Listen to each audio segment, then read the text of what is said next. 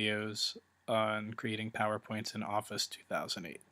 In this video, we are going to insert some images into our slideshow. There's a number of ways to do that, and I will show you quite a few.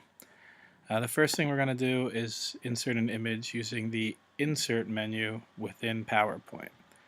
So I'm going to go to Insert, I'm going to go down to Picture. Now it's going to bring up a window. We have options here. If you want a picture from your Pictures folder, simply click Pictures here. I am not going to click Pictures on my computer because I am not going to post pictures of my students online. So I'm going to take images that I've already moved to my desktop. But same basic principles if you are pulling from a picture folder. So I'm scrolling down, I'm looking for the word cloud we made as part of our assignments, and images should be in alphabetical order, so I should see Mr. D word cloud, which I am not seeing. That is horrible. Oh, that's in the document folder. Mr. D word cloud. Here we go. Click it. I get a little preview over here on the side as long as we're in this view, which gives us 3 columns. I recommend you keep that view. If you are in the icon view, it's a little hard to find what you're looking for. You get a list view, but that doesn't give you the preview. So I highly recommend this third view right here. Once you find what you like, you make sure it has the file extension, if that helps. .jpg lets you know it's an image. I'm going to press Insert, and it is now in our slide. You can see it is too big, and we need to size it. Once I click that image to make it active, it gives you what's called a bounding box.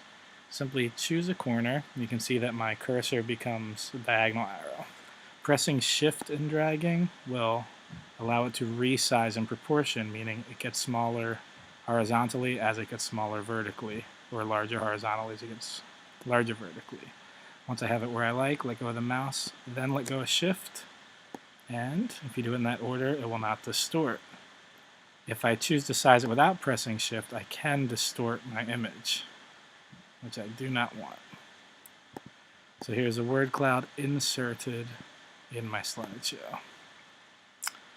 That is inserting, or one way to insert images. If we need an image from the web, let's go to slide 4, which is about Italy. If I need an image from the web, I'll need to open my web browser. Let's use Firefox for this since I have Windows open, Safari. Once the browser opens, we're going to just do a simple Google image search. Now, if you're working with older students, it may be appropriate to have them cite the work or use Creative Commons so that we aren't doing copyright infringement. For younger students, that's not necessarily to deal with in their curriculum. So, one of my slides is Florence. One is Rome, one is Venice. Let's start with Venice. So I simply type in Venice in my search bar. We search, and it defaults on web. We're going to move to images, and here we have some Google images of Venice. So I simply find the one I like. I rest my mouse over images, and it gives you file size. If the numbers are very low, that's a low pixel count, meaning if we resize it, you'll have a distorted images become blurry. The higher the numbers, the more pixels, which are little squares that make up the images. So here's a nice picture of one of the bridges in Venice. There were some people swimming. Let's just go with this one. It's a nice picture. I click it, press View Image from Google. I now have a nice big image of Venice that I like. All I need to do now, I can move my web browser by grabbing the title bar, pull it to the side so that I can see my slideshow next to it. Click my image to make it active and simply drag it into the slideshow. Now I click the slideshow to make it active, and once again, it's too big. You can see there's a 4-way arrow rows over my pointer. I can click and drag to move the image until I see one of those corners in the bounding box, which will allow me to resize. I chose a pretty big one, which is a common problem when finding images for PowerPoint. Remember, hold Shift, drag diagonally, and you can resize as needed.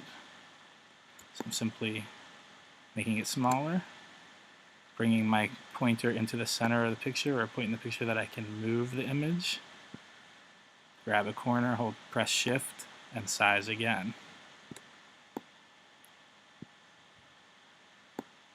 once I have it the size that I like, and again, I can always come back and resize as I find other pictures of Florence and Rome.